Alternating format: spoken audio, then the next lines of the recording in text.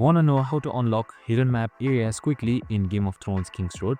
So in this video, I'm going to explain you the tips and tricks that you can use easily in order to unlock them. So it's super simple and under a minute, so let's get straight to it. So some areas in KingsRoad Mobile are hidden or locked behind story progression. So make sure you complete main missions or the main storylines and explore each unlocked region fully. And sometimes hidden paths also give extra rewards. Look for special quest markers or event stages that unlock extra map areas.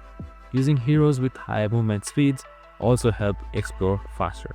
So basically you just need to move around and travel in that area in order to unlock it. So unlocking hidden areas gives bonus resources, hero shards, and keeps progress exciting as well. And that's it, super simple and easy. I hope this video helped. This is how you unlock hidden maps quickly in Game of Thrones. Make sure to like, subscribe, and tune in with us for more of these videos. See you in the next one.